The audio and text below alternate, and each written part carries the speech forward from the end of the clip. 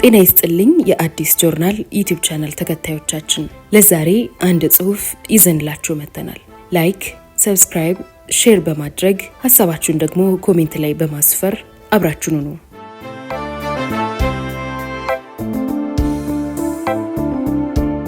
በቀይ ሽብር የሞት ጥላ ስር ከሃርቫርድ ዩኒቨርሲቲ እስከ አሲምባ የቆንጂት ወይንም ትርሲት ተክሉ ማስታወሻ ትርጉም በሕያው ቃል ተከታታይ ክፍል እናቀርብላችኋለን።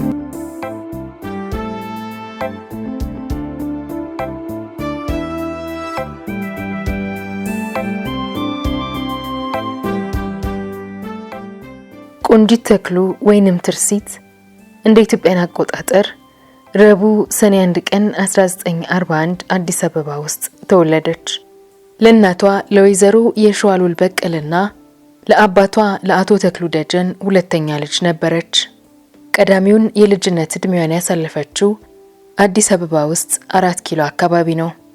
በንጉስ ኃይለ ሥላሴ ዘመነ መንግስት አባቷ ለውጭ ጉዳይ ሚኒስቴር ሲያገለግሉ በነበራቸው የሥራ ጸባይ ምክንያት አውሮፓና አሜሪካ ውስጥ የተለያዩ ቦታዎችን የመጎብኘት እድል አጋጥሟታል። በመጨረሻው የአገልግሎት ቆይታቸው በአሜሪካ የኢትዮጵያ ዲፕሎማት ሆነው ሲያገለግሉ የነበሩት ወላጆቿ ወደ ሀገር ቤት ሲመለሱ ቆንጂት ትምህርቷን እንድታገባድድ እዚያው ትተዋት ሄዱ። አደራቸውን አልረሳችም። ዋሽንግተን ዲሲ በሚገኘው በጎርዶን ጁኒየር ሃይ ትምህርት ቤት ትምህርቷን ተከታተለች። በኋላ እዚያው ዲሲ ውስጥ ዌስተርን ሃይ ትምህርት ቤት በመግባት የሁለተኛ ደረጃ ትምህርቷን አጠናቃለች። የከፍተኛ ደረጃ ትምህርቷንም በሃዋርድ ዩኒቨርሲቲ በስራ አመራር ዘርፍ ወይንም ቢዝነስ አድሚኒስትሬሽን ተከታትላ በሰኔ 1962 ላይ የመጀመሪያ ዲግሪዋን አግኝታለች። ሃርቫርድ ዩኒቨርሲቲ በረዳት ምርቁነት ቀጥሮ በሰጣት የነጻ ትምህርት እድልም የማስተርስ ዲግሪዋን በምጣኔ ሀብት ወይንም ኢኮኖሚክስ ይዛለች። የመመረቂያ ጽሑፏም ርዕስ የዋና ዋና ምርቶች የዋጋ አለመረጋጋት በተለይ በኢትዮጵያ ቡና ላይ ስናተኩር ወይንም ፕራይስ ኢንስታቢሊቲ ኦፍ ፕራይመሪ ፕሮዳክትስ ዊዝ ሪፈረንስ ኦፍ ኢትዮጵያን ኮፊ የሚል ነበር። ምንም እንኳን የነበረው የመረጃ ቴክኖሎጂ እንደ ዛሬው ዓለምን አንድ መንደር ባላደረገበት በዚያን ወቅት ሀገሯ ያን ያህል ርቃ ብትገኝም እናት ሀገሯ ኢትዮጵያና ሕዝቧ ከልቧ ውስጥ ሁል ጊዜም ነበሩ። ህልሟ አንድ ቀን ወደ ኢትዮጵያ ተመልሳ በቀሰመችው ዕውቀት ወገኖቿን ማገልገል ነበር። ከረጅም ጊዜ የልጅነት ጓደኛዋ ከአይንሸት ተፈሪ ጋርም ትዳር መስርተው ነበር። ከብርጋዴር ጄኔራል ተፈሪ በንቲ ልጅ ጋር። ቤተሰቦቿና ጓደኞቿ እንደሚያስታውሱት ሁለቱም ጥንዶች ጨዋታ አዋቂዎች፣ የሰው ፍቅር ያላቸው ነበሩ። ቆንጂትና አይንሸት አሜሪካ ውስጥ በነበሩበት ወቅት ኢትዮጵያውያን በሚያደርጓቸው ማህበራዊ እንቅስቃሴዎች ሁሉ ያላሰለሰ ተሳትፎ ሲያደርጉ ቆይተዋል።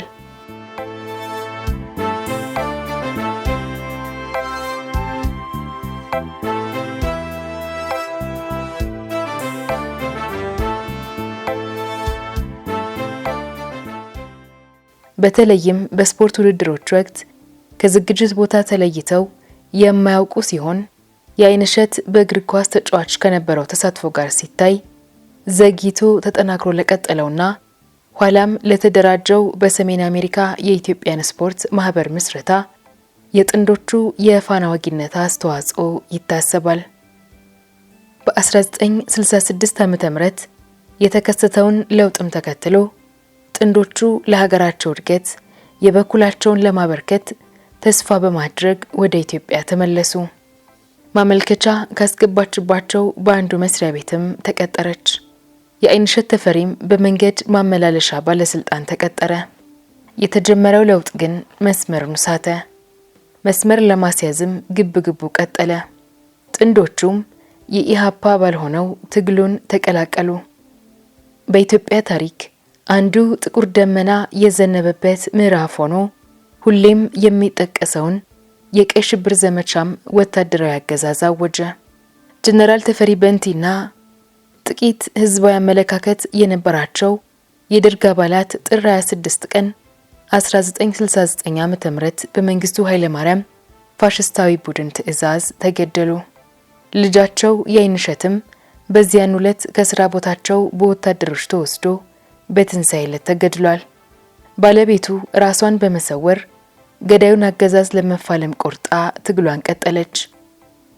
አንድ ጊዜ በአምባገነኑ ኃይል ተይዛ ነበር። ግን ራሷን ሙሉ በሙሉ በመቀየር ቲያትር ስትሰራባቸው አዳኞቿ ማንነቷን ሊያውቁ አልቻሉም ነበር። በተፈጥሯዊ የትወና ችሎታዋም ገዳዮቹን አጃጅላ ከሞት መንጋጋ ማምለጥ ትችላለች። አምልጣም የድርጅቷን ሰራዊት በሜዳ በመቀላቀል በመሳሪያ ትግሉ ተፋልማለች። ከዚህ አንጸባራቂ ፋኖ ግዙፍ ታሪክ ውስጥ ከደርግ ገዳዮች የሞት መንጋጋ ውስጥ ያመለጠችበትን ምዕራፍ በተመለከተ ከራሷ ከባለ ታሪኳ ብዕር ታነባላችሁ። በእንግሊዘኛ ጽፋው ሕያው ቃል ወደ አማርኛ የመለሰውን ውብ ትርጉም በኢሃፓ ባለነቷ ጸንታም ለተከታዮቹ 15 ዓመታት ወታደራዊን አገዛዝ ተፋልማለች። ከዚህም ጋር በተያያዘ በጥቂቱም ቢሆን ግንዛቤ ለማስያዝ የተወሰኑ ጓደኞቿን ትውስታ ባጭሩ ታገኛላችሁ። በዚህ መጽሐፍ ውስጥ ክብር ለቆንጂት በትግል ስሟ ለትርሲት ተክሉ። መልካም ንባብ።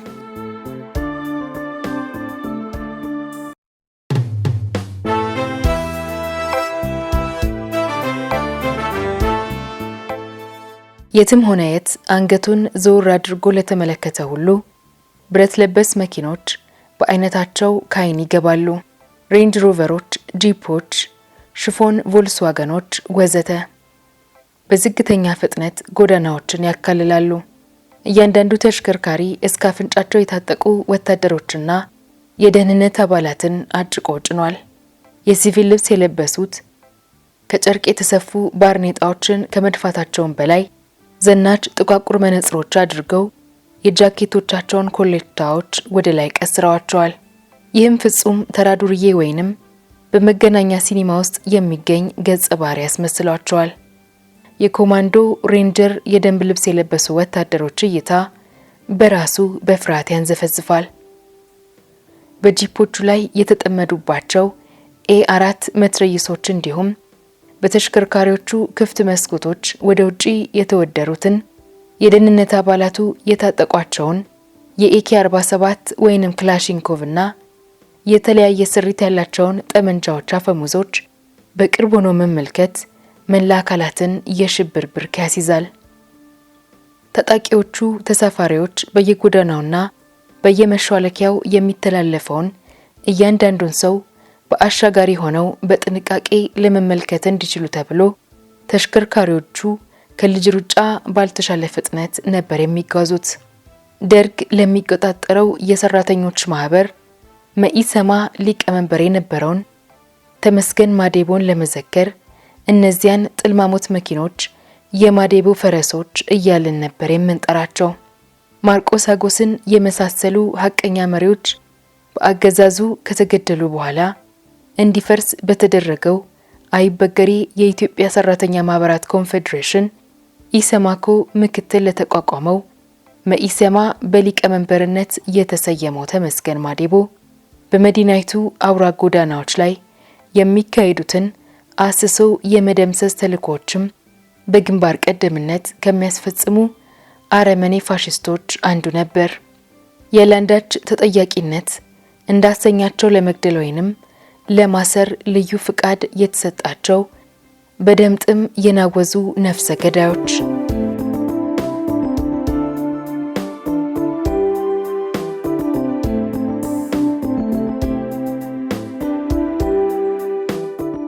በይፋ የተሰማሩባቸውን ግድያን፣ ስየልንና እስራትን የሚያካትቱትን የነጻ እርምጃ ተከታታይ ዘመቻዎች ካስጀመሩት ሰዎች አንዱ ተመስገን ነው።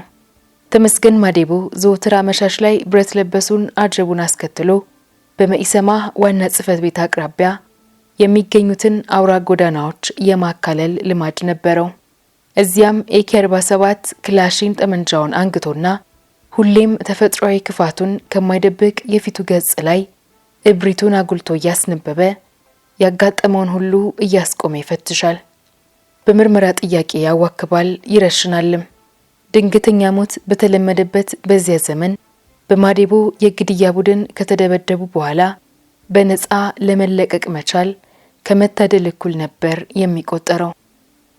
በዚያኑ ዓመት ህዳር ውስጥ ደንገዝገዝ ባለ አንድ ምሽት በጋንዲ መታሰቢያ ሆስፒታል አጠገብ ከሚገኝ ጎዳና ላይ ነፍሰ ገዳዮቹ ቡድኖች የአናርኪስቶች አለባበስ ብለው በሚጠሩት አኳኋን ተላብሰን በመዘጋጀት ወጥመዳችንን አጠመድን።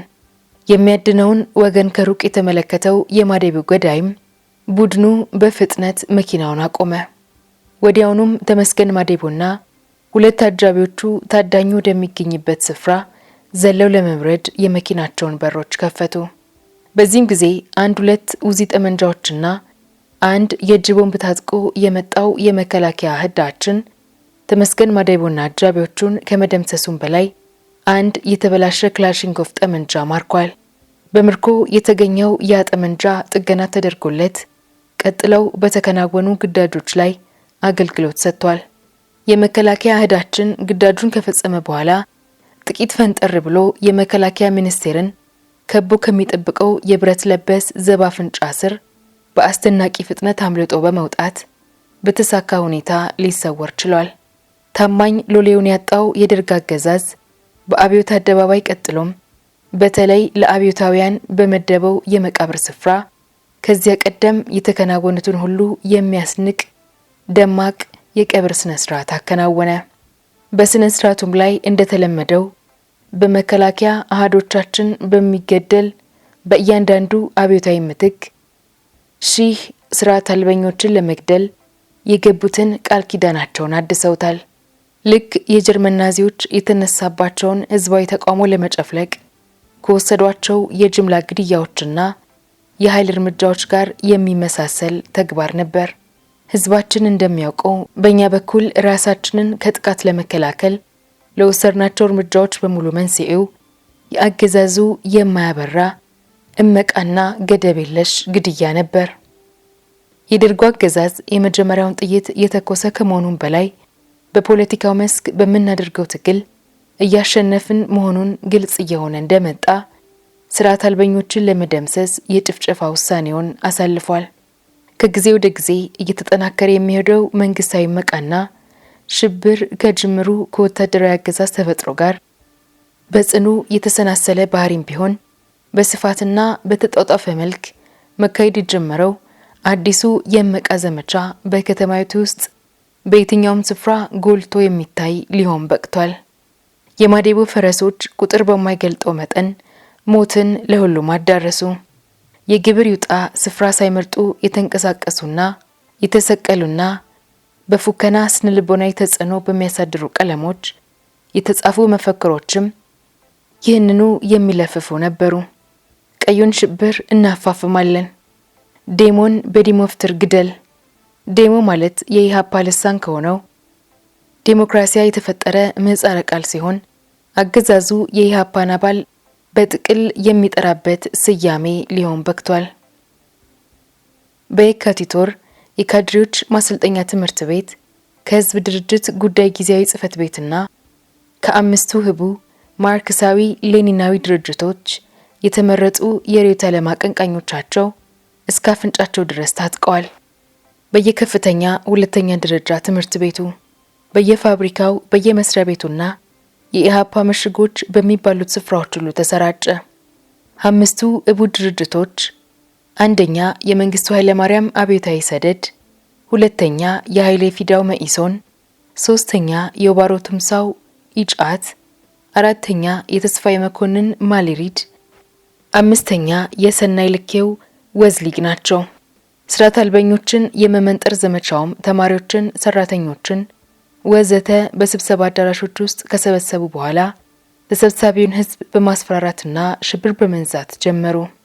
ማስፈራሪያዎችና ጣጠኛው የአጋልጥ ተጋለጥ ክንውኖችና በየጣልቃው የኢሃፓን አቋሞችና መርህ በጽንሰ ሐሳብ ደረጃ እርባናን ለማሳጣት ይቀርቡ የነበሩት ተራ መማጎቻዎች ከታቀደላቸው ውጤት በተቃራኒው የአገዛዙን ካድሬዎች ርዕዮተ ዓለም ድህነትና ግራ የተጋባ አቋም የሚያጋልጡ ነበሩ። ዋና የማሳመኛ ዘዴያቸውም ቢሆን ያው ሽብር እንጂ ሌላ አልነበረም። አንዱን ተጠርጣሪ ስርዓት አልበኛ እያዳፉ ከስብሰባ አዳራሽ ካስወጡ በኋላ አካላዊ እንግልትና ድብደባ ይፈጸምበታል። በርሽናም ያስፈራሩታል።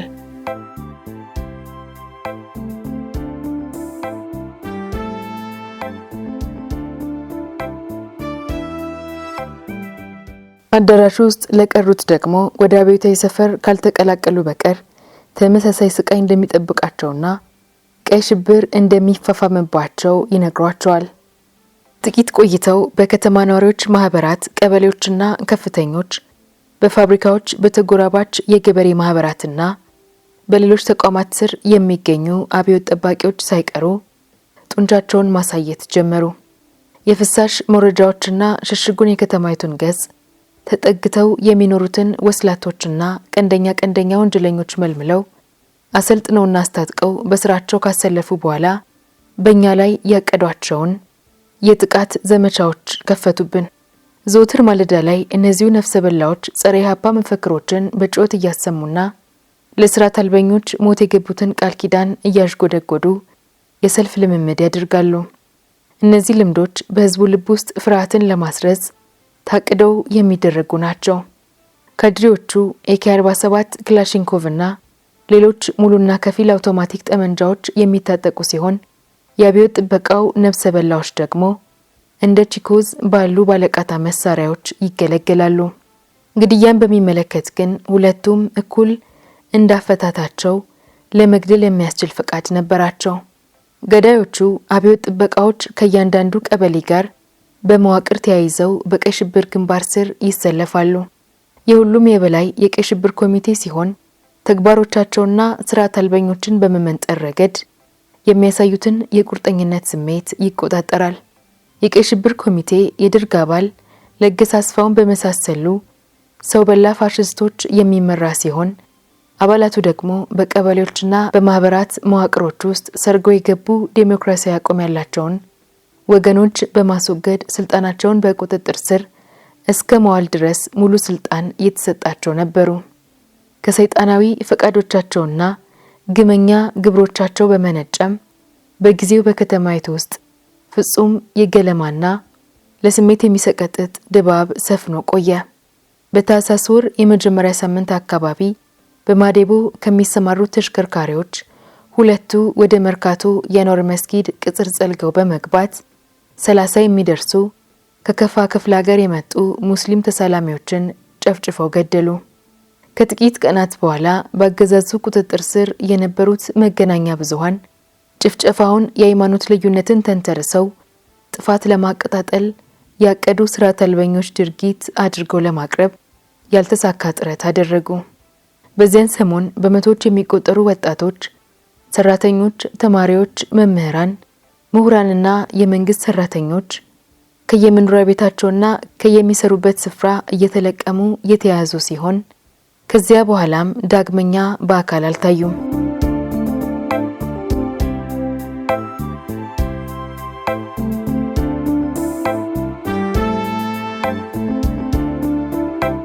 ተመልካቹን ህዝብ ለማሸበር ሲባል ተጠርጣሪ ስርዓት አልበኞችን በተጨናነቁ አካባቢዎች ሰው በብዛት የሚተረማመስበትን ሰዓት መርጦ መረሸን ስራ ተደርጎ ተይዞ ነበር።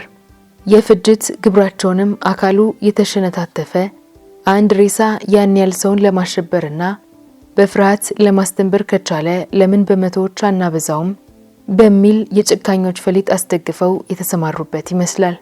በታላቅ አረመናዊ ፍላጎት ተውጠው ገላቸው የተከታተፈ አስክሬኖች አነባብረው ጎዳናዎች ላይ ከመሩ በመገንጠያ መንገዶች፣ በአደባባዮች፣ በድልድዮች ላይ ለእይታ ደረደሯቸው።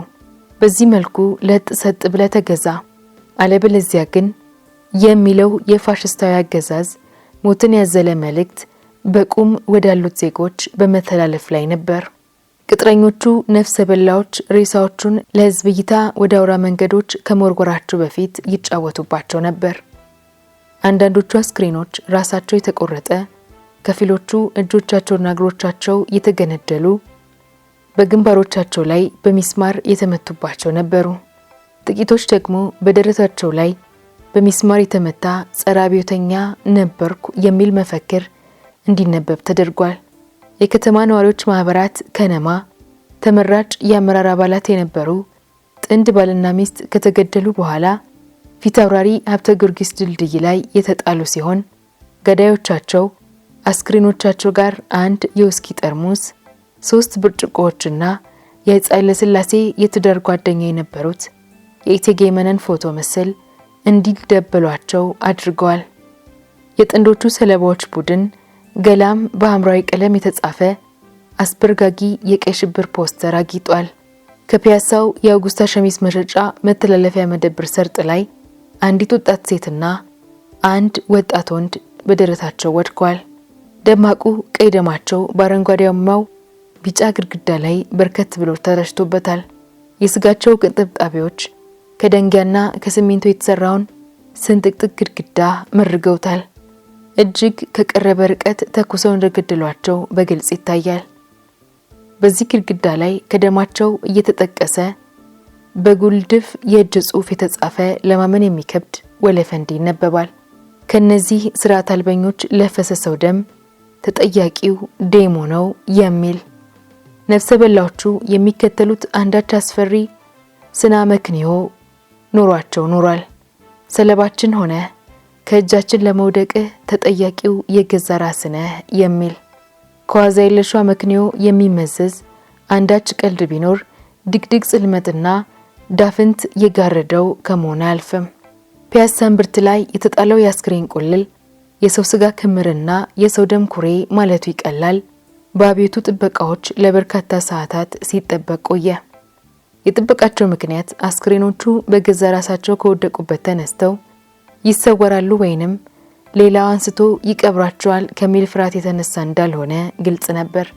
ይልቁን ተመልካቾችን ለመፈተን ማን እንዳዘነ የማንንስ አይኖች እንባ እንዳቀረሩና ማን ከቁጥጥር ውጪ ራሱን በስርዓት አልበኝነት ወይንም በደጋፊነት እንዳጋለጠ ለመከታተል ሲባል የሚደረግ ነበር። ያንን ሲያደርግ የተገኘ ሰው ደግሞ የስርዓትና የእንግልት እጮኛ መሆን አይቀርለትም። ህዝቡ ግና አዩት ተላዩት ደንታ አልነበረውም። አንድ ታዛቢ እንደተናገረው በመቶዎች የሚቆጠሩ ሰዎች ያለቅሱ የነበረ ሲሆን የተቀሩት ደግሞ ቁጣና ንዴታቸውን ይገልጹ ነበር። ከዚህ የከፋ ሁኔታ ሊኖር እንደማይችል በሚገባ አውቀውታል። እኔው ራሴ በእንባ በተጋረዱ አይኖቼ ወደ ቅዱስ ጊዮርጊስ ቤተክርስቲያን በማምራት ላይ የነበሩት አንዲት እድሜያቸው የገፋ መነኩሲት ማን ምን ይለኛል ሳይሉ በዋይታ ደረታቸውን እየመቱ ሙሾ ሲያወርዱ አይቻለሁ። በዚያ የተጨናነቀ ጎዳና ላይ አውቶቡስ ሲሳፈሩና ሲወርዱ የነበሩት ፊታቸውን በሐዘን ቅጭም ያደረጉት ሲሆን ከፊሎቹም አድራጎታቸው የሚያስከትለውን ባለመፍራት ያለቅሱ ነበር።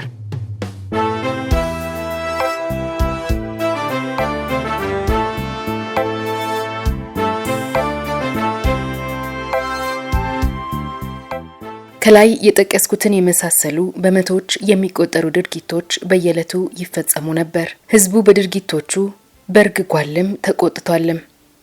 በተቻለው አቅም ለመቋቋም ሞክሯል። ይህ ደግሞ በእርግጥ እጅጉን ጠቃሚ የሆነ ሁነት ነበር። እናም ከማህበረሰቡ የተለያዩ ክፍሎች የፈለቁ ወጣቶችና አረጋውያን የራስ አገዝ የመከላከያ ኮሚቴዎችን ለማቋቋም ተጣመሩ። በኩልፌ፣ በተክለ ሃይማኖት፣ በኩቫ ሰፈር፣ በጎላ ሚካኤል፣ በጣሊያን ሰፈርና በሌሎችም አካባቢዎች የተዋቀሩት የኡኡታ ኮሚቴዎች የምከታና የጸረ አፈና ኮሚቴዎች በምሳሌነት የሚጠቀሱ ናቸው። በዚህ ሁኔታ የተደራጁት የየአካባቢው ነዋሪዎች የአገዛዙን የሌሊት አሳሾች ለማገድና አረመኔዎቹ ነፍሰ ገዳዮች የሚጓጓዙባቸውን ተሽከርካሪዎች ለመግታት የሚያስችሉ መሰናክሎችን ከማዘጋጀታቸውም በላይ የመንገድ ዳር መብራቶችን፣ አምፖሎች ይሰብሩ ነበር። በድቅድቅ ጨለማ የሚደረጉት የሴቶች ኡኡታና ዋይታ እንዲሁም መጥበሻዎችና መቀቀያ የብረት ድስቶችን በመምታት የሚፈጠሩት ድምጾች ነፍሰ ገዳዮችን ከማስደንበራቸውም በላይ ለታዳኞቹ ሰለባዎች የማንቂያ ማስጠንቀቂያ ደውል ሆነው አገልግለዋል። አንድ ምሽት ላይ ጎፋ ሰፈር ውስጥ በተለመደው ተግባራቸው ላይ ተሰማርተው የነበሩ ያገዛዙ ነፍሰ ገዳዮች የአካባቢው የመከላከያ ኮሚቴዎች የወሰደባቸው መሰል እርምጃዎች ካሳደሩባቸው የጸና ፍርሃት የተነሳ የድጋፍ ጥሪ ያደረገ ሲሆን ባላዳኝ መብራት ሄሊኮፕተሮችና አነስተኛ ታንኮች በተደራቢነት ተሰልፈውላቸዋል። በዚያው ዓመት የገና በዓል እየተቃረበ መምጣቱን ተከትሎ አሰሳው፣ እገታውና አጠቃላይ ቀይ ሽብሩ እየተጠናከረ ሄደ። እግረኞችና በመኪና ተጓጓዦችን ለመፈተሽ ሲባል እያንዳንዱን ጎዳና በደህንነት ሰራተኞች ከሚገባው በላይ ማጨናነቅ ተለምዶ ሆነ። ከአሰሳዎቹ የድግግሞሽ መጠን እንዲሁም ከሚታገቱት ከሚፈተሹትና በቁጥጥር ስር ከሚውሉት ሰዎች ቁጥር በመነሳት ወታደራዊው አስተዳደር ከጠቅላላ ሕዝብ 90 በመቶ ስርዓት አልበኛ ወይንም ኢህአፓ ሆኗል ብሎ ያምናል ከሚል ድምዳሜ ላይ መድረስ ይቻላል። ቀበሌዎችና ከፍተኛዎች አዳዲስና ይበልጥ የተራቀቁ ጠመንጃዎችን እንዲታጠቁ ተደርጓል።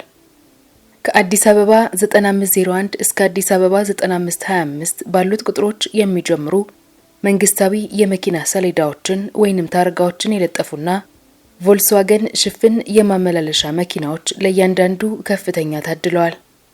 ጃን ሜዳ በሚገኘው የስፖርት ማዘውተሪያ ስፍራ ተከታታይ የስልጠና ልምምዶች በመደረግ ላይ ናቸው።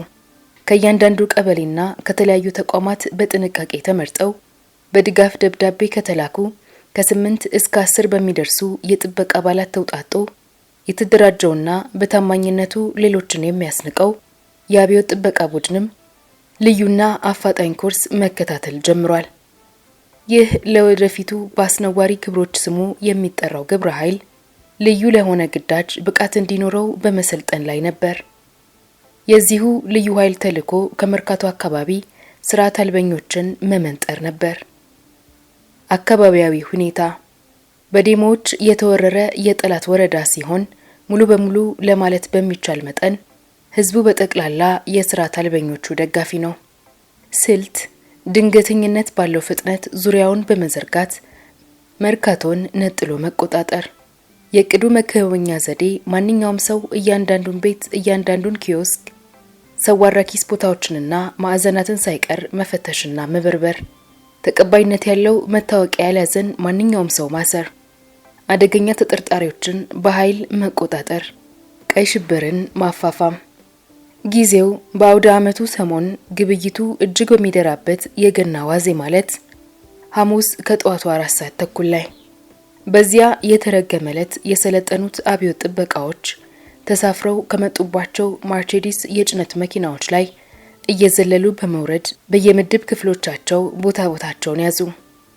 ጥበቃዎቹ ቀደም ብለው ራሳቸውን በቅኝት፣ በፍተሻ፣ በእስር፣ በሽፋንና በድርጅት መምሪያ ቡድኖች ተከፋፍለው መድበዋል።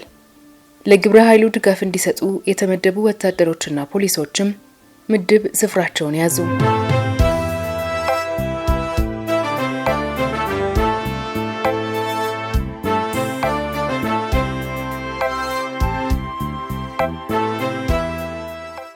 የጥቃቱ ኢላማ የሆነው ጠላትስ ምን ይመስል ነበር? ይህንን በሚመለከት ጥቂት ምስለ ሐሳቦችን አቀርባለሁ። መርካቶን በጥቂት ቃላት አጠቃልዬ ልስለው በሞክር ማለት የምችለው እጅጉን የሚያደነጋግር ጉራንጉር መሆኑን ነው።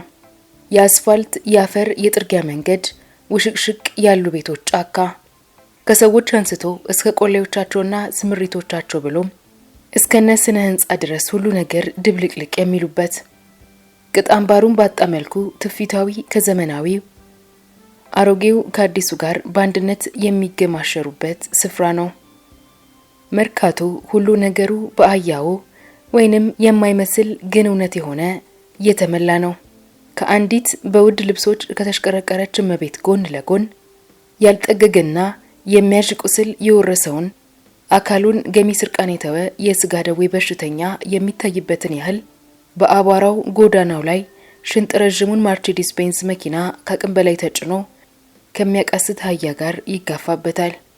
የሚያስደንቀውን ያህል ሊረዱት አዳጋች የሆነው መርካቶ ለተቃዋሚ ፖለቲከኞች ብቻ ሳይሆን ራሳቸውን ከፖሊስ ለሚደብቁ ዜጎች ሁሉ መሰወሪያ ሆነው የሚያገለግሉ በርካታ ቤቶችም ይገኙበታል። እርግጥ ነው የኢትዮጵያ ሕዝብ አብዮታዊ ፓርቲ ኢህአፓ በጠቅላላው ሕዝብ ልብና አእምሮ ውስጥ ዘልቋል። ይሁን እንጂ ከድርጅቱ አንጻር መርካቶ ልዩና ሁነኛ ግምት የተሰጠው አካባቢ ነው። መርካቶ ለኛ አልጄራውያን በጸረ ቅኝ አገዛዙ የትግል ዘመን ካዝባህ ብለው ለሚጠሩት ስፍራ ይሰጡት የነበረውን ያህል ልዩ ግምት ያላት ናት። በመላው ዓለም ከሚገኘውና አስከፊ በሆነው ጭቆናና ድህነት ከሚማቅቀው ሕዝብ ውስጥ የተወሰነው ክፍል መርካቶ ውስጥ ይኖራል። ከዚህም በላይ መርካቶ የቱጃር ነጋዴዎች፣ የመካከለኛና የዝቅተኛ ቸርቻሪዎች፣ የደላሎች፣ የሊስትሮዎች፣ የሴተኛ ዳሪዎች፣ የቡና ቤትና የመሸታ ቤቶች ባለቤቶች፣ የሰራተኞች፣ የተማሪዎች፣ የለማኞች፣ ለአጭር ወይንም ለረጅም ጊዜ ጉብኝት ወደ ሀገሪቱ መዲና የመጡ ገጠሬዎች፣ የጡረተኛ ፖሊሶችና ወታደሮች፣ በተለያየ ደረጃና አይነት የሚገኙ ቁጭ በሎዎች፣ የስውር ንግድ አካሄዶች፣ አነስተኛ ደሞዝ የሚከፈላቸው ሰራተኞች ወዘተ ሁሉ መኖሪያ ናት።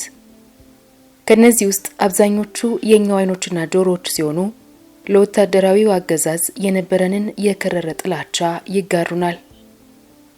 ትናንሾቹ ሊስትሮዎች ቃፊሮቻችን የነበሩ ሲሆን መርካቶ ውስጥ ከሚተረማመሰው የሰው ማት ውስጥ አንድን የደህንነት አባል በቀላሉ ነጥለው የማውጣቱን ጥበብ ተክነውበታል። የቡና ቤት ባለቤቶች በተለይም የምሽቱ ተረኛ ሴቶች ተዝቆ የማያልቀው መረጃ ምንጮቻችን ነበሩ።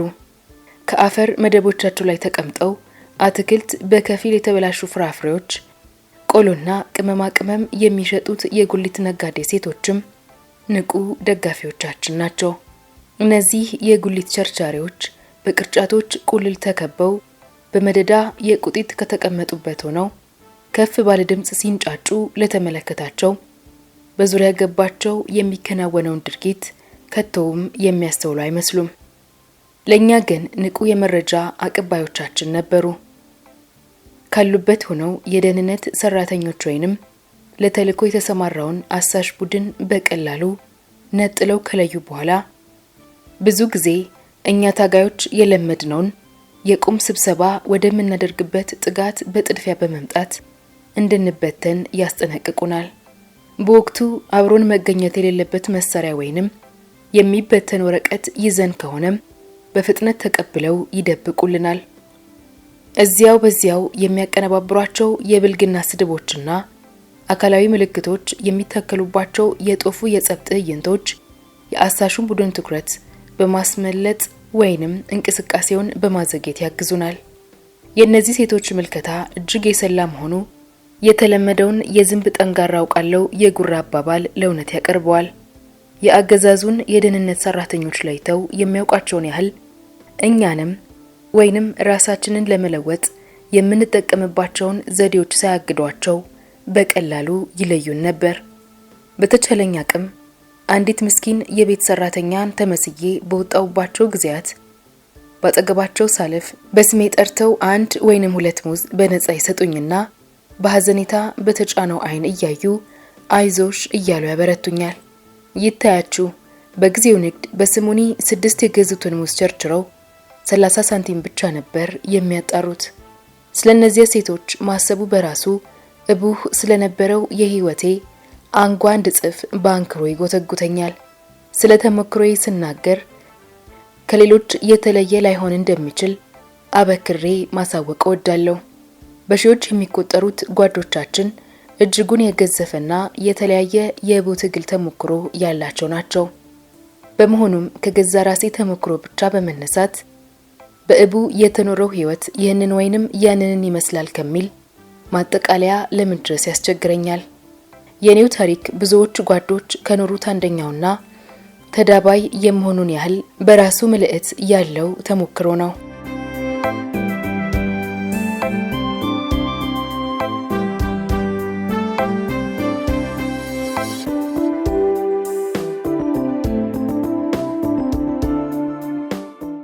እንደ አንድ ህጋዊ ሰው ሳደርጋቸው የነበሩትን እንቅስቃሴዎች በመግታት ራሴን ለመደበቅ ተገደድኩ። ባለትዳር ወጣቶች አስጠግተውኝ የተጠለልኩባት ባለ አንድ ክፍል ወሻቃ ቤት አዲስ አበባ ውስጥ ግንፍሌ አካባቢ ትገኛለች።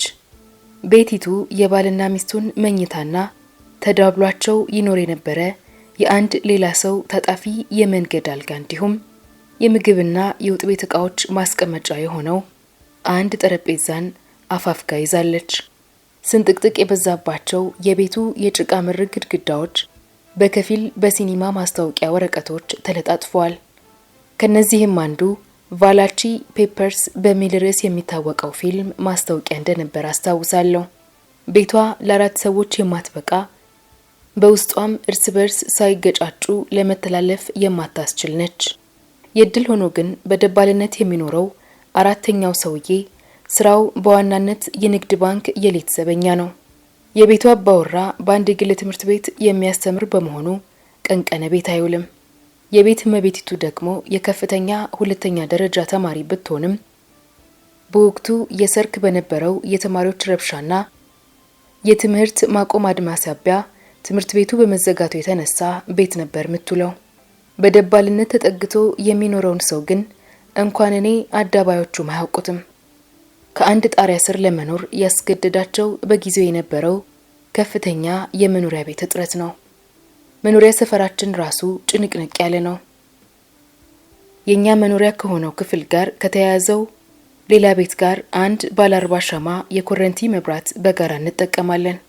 ለነገሩ እዚያ በዚያ ሰፈር ውስጥ ከጎረቤቶቻችን ጋር የምንጋራው መገልገያ ኮረንቲውን ብቻ አልነበረም። በወል የምንቀዳው ቧንቧ ሁሌም ስለሚያፈስ ዙሪያውን በቦካው ጭቃ ላይ ተረማምዶ ውሃ ለማግኘት ከላስቲክ የተሰራ ቦት ጫማም ያስፈልግ ነበር። ከጋራ አገልግሎት መስጫዎቻችን ሁሉ ዝነኛው በሰፈሩ ማዕከላዊ ስፍራ ላይ የሚገኘው የመጸዳጃ ቤት ሲሆን ከመወጣጫ ደረጃዎቹ ግርጌ ከምር የሚያስቁ ትዕይንቶች በየዕለቱ ይከናወኑበታል። አንዳንዶቹ ለምንም ነገር ደንታ ሳይኖራቸው ገብተው ለሰዓታት ያህል ይወዘፉበታል። ሌሎቹ ደግሞ በተለይም ሴቶች ወደ መጸዳጃ ቤት ሲገቡና ሲወጡ እንዲታዩ ፈጽሞ አይፈልጉም። ሴቶች ይህ ስነ ህይወታዊ ግዳጅ አይመለከታቸውም በሚል ቅድመ ሐሳቤ የተነሳ ይሆንን? እናም ሴቶች ሽንት ለመክፈል ወደ መጸዳጃ ቤቱ የሚያመሩት በድብቅ በፊቶቻቸው ገጽታ ላይ ከፍተኛ ሀፍረት እየተነበበ ሲሆን ግራና ቀኝ ተገለማምጠው ማንም እንደማያያቸው ካጣሩ በኋላ እንደ ጥይት ተተኩሰው ይገባሉ። አንዳንዶች ደግሞ ከተፈጥሯዊ ድርጊት ጋር የተቆራኙ አሳፋሪ ድምጾችን ለመሸፈን ሲሉ መጸዳጃ ቤት ውስጥ ሆነው ይዘፍናሉ ወይንም ያፏጫሉ። ለግምት ከሚያስቸግር በላይ እጅግ ከሚገማው ከዚያ የመጸዳጃ ቤት ዘልቀው ሲገቡ የኮምፔስታቶ ወለልና ከወለሉ 5 ሳንቲሜትር ያህል ከፍ ባሉ 4 ቀጫጭን ጣውላዎች ዙሪያውን የተለበጠ የጉድጓዱ ጠባብ አፍ እንዲሁም ሰዎች የተቀመጡባቸውን የጽዳት ወረቀቶችና የጋዜጣ ቁርጥራጮችን የያዘው የቆሻሻ መጣያ ቅርጫት ይታያሉ። ጉድጓዱ ላይ የተገጠመ አንዳችም መቀመጫ የሌለ በመሆኑ ተገልጋዩ ሰው የቁጢት በመቀመጡ አይነ ምድሩን አስተካክሎ ወደ ጉድጓዱ ማስገባት ይጠበቅበታል። በዚያ ረገድ ከመጸዳጃ ቤቱ ተጠቃሚዎች ብዙዎቹ የተዋጣላቸው አልነበሩምና የነበረውን ሁኔታ መገመቱ ለአንባቢያኑ አይገድም። መጀመሪያ ላይ የቁጢት መቀመጡ ጡንጫ የሚሸመቅቅ ህመም እያስከተለብኝ ተቸግሬ የነበረ ቢሆንም ውያ ድሬ ልላመደው በቅጃለሁ። መላመድን የጠየቀኝ ሌላው ጉዳይ ምግብን ይመለከታል። የምንመገበው ምግብ ሁልጊዜ የማያጠግብና ጣዕም የለሽ ነበር። ሻይና ቡናም ቀድሞ ነገር አይታሰቡም። በወቅቱ ስኳር በቀበሌዎች አማካኝነት የሚታደል ሲሆን ቡና ደግሞ በኪሎ 20 ብር ገብቷል። 2 ሰዎችን ብቻ በያዝና በመምህር ደሞዝ በሚተዳደር ቤት ውስጥ ከሚታየው የኑሮ ሁኔታ በመነሳት በላባደሮች በዘበኞችና በሌሎች ዝቅተኛ ገቢ በነበራቸው ቤተሰቦች መኖሪያነት ሊኖር የሚችለው ሁኔታ መገመቱ ያን ያህል አላዳገተኝም። አጋጣሚው በህይወቴ ለመጀመሪያ ጊዜ ከእውነተኛ ረሃብም ጋር አስተዋውቆኛል። ከዚያ በፊት ከረሃብ ጋር የነበረኝ ውቂያ ትርፍ የሰውነቴን ክብደት ለመቀነስ ምግቤን በመቆጣጠርበት ጊዜ ብቻ የተከሰተ ነበር። በዚህም ሳቢያ እርስ በራሱ የሚቃረን ስሜት አደረብኝ።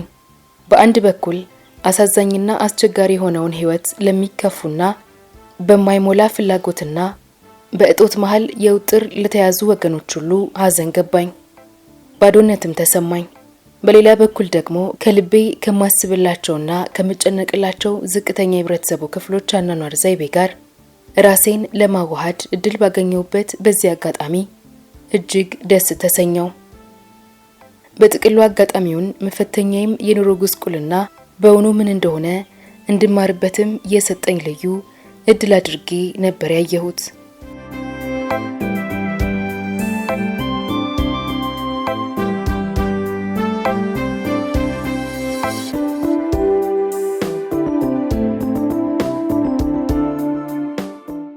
ለሽፋን በተጠቀምኩበት በአዲሱ ማንነቴ ከባሌ ጋር ተፋትቼ ከምኖርባትና በወለጋ ጠቅላይ ግዛት ከምትገኝ ትንሽዬ ከተማ ወደ አዲስ አበባ የመጣው የመምህሩ አስጠጌ እህት ነኝ። ከቤቱ እንድኖር ያስጠጋኝ ሰው በአጋጣሚ የሚናገረው አማርኛ ደግሞ በጣምኑ የኦሮምኛ አነጋገር ስልት የተጫነው ሲሆን እኔ ግን በተቃራኒው ከፈለኩበት ማህበራዊ ዳራ የተነሳ ተመሳስዬ መገኘቱ አልሆነልኝም። በጊዜው የተጠቀምኩት አማርኛ ዳር አገር ከሚገኝ የገጠር ከተማ የመጣች አንዲት አርሶ አደር ሴት ይልቅ ለአንድ የሰላም ጓድ አባል አሜሪካዊ አነጋገር ይበልጥ የሚቀርብ ነበር። ሆኖም ግን ሲያድለኝ ያ የተጠጋውበት ሰው አንድም በፖለቲካው ረገድ አይኑን ገና ያልገለጠ አንድም ደግሞ ደክሞት ከስራ ወደ ቤቱ የሚገባ ነበርና ነገሮችን አገጣጥሞ ለመመልከትና በመስቀለኛ ጥያቄ ሊያጣድፈኝ የሚያስችል በቂ ጊዜ አልነበረውም። ራሴን ለመደበቅ የተጠቀምኩት ሽፋንም ፈጽሞኑ ተራ ነበር። ሳደርገው የነበረው ቀለማማ አይን ርግብም ከፊቴ ገጽ ላይ የራሱን አሻራ አሳርፎ ነበርና ለፀሐይ ተጋልጦ ይበልጥ ከተቆረው የቆዳዬ ቀለም ጋር ሲዋሃድ ያለው ልዩነት በቀላሉ ይታያል። ደበክበክ ብሎ ከወደ መቀመጫዬ ጠብሰቅ የሚል ሰውነት እንዲሁም ቀይና ትንሽ ልጅ የሚያስመስል ፊት ነበረኝ። የምለብሰው ጥለት የሌለው ተራ የሸማ ቀሚስ ቢሆንም አሳማኝ አለባበስ እንዳልነበር ይታወቀኛል። ጎረቤቶቻችንም ቢሆኑ ሲያናግሩኝ የማይባቸው ሁኔታም ሆነ የሚያሳዩኝ ፊት ፈጽሞ ቢጤያቸው አድርገው እንዳልተቀበሉኝ ያሳብቅባቸው ነበር። ከብዙ ቆይታዬ የመጀመሪያዎቹን 3 ቀናት በባልና ሚስቱ አስጠጊዎች አልጋ ላይ ያልጋ ልብስ ተከናንቤ ያሳለፍኩ።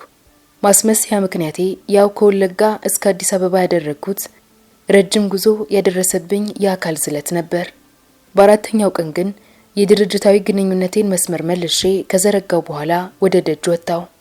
ፍጹም ግራ ከመጋባቴም በላይ የሁሉም ሰው አይን የሚመለከተኝ መስሎ ተሰማኝ። በስጋት ተውጬ በአራቱ ማዕዘናት ዙሪያዬን አማትር ጀመር። በእርግጥም የሚከተሉኝ ጥቂት አይኖች አልታጡም። ከነዚህ አይኖች ግና የማንም ሳይሆኑ መናኛ ድል ሞካሪ የቀንዝረኛ ሽማግሌዎች አይን ነበሩ። ከወሎ ጠቅላይ ግዛት መምጣቴን የገመተ አንድ ሽማግሌ ራሱም የወሎ ሰው መሆኑን ከነገረኝ በኋላ በወርቅና በጌጣጌጥ ስጦታ ሊያባብለኝ ሙከራ አደረገ። ከዚያም አልፎ ሊቆነጥጠኝ ሲሞክር ባለ በሌላ አቅሜ ስገፈትረው ያዩ ሰዎች ሳቁበት፣ ተሳለቁበትም። ይህን መሰሉን የወንዶች ጸባይና ድርጊት ብዙም ሳልቆይ የተላመድኩት ሲሆን በጋዱ ህይወት ውስጥ የሀገሬ ሴቶች የሚገኙበትን ተጨባጭ ሁኔታ ለመገንዘብ በቅጃለሁ። በራስ መተማመኔን እያደገ በመጣ ጊዜም እኔው ራሴ ከቅንዝራሞቹና ከቢጤዎቻቸው ጋር ሆን ብዬ መላከፉን ገፋውበት። አልፎ አልፎ ጥሩ ሽፋን ሆኖ አገልግሎኛል።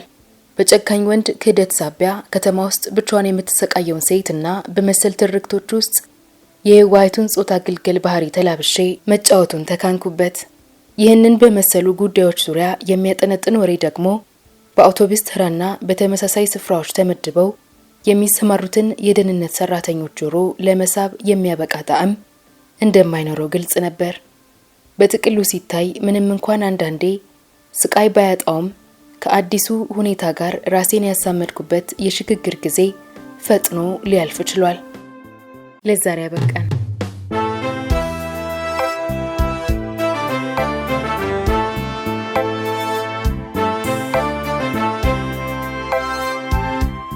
የዛሬ ታሪካችን እንዴት ነበር? ከወደዳችሁት ላይክ አድርጉ። ሐሳባችሁን ኮሜንት ላይ አስቀምጡልን። ሰብስክራይብ ማድረጋችሁንም እንዳትረሱ።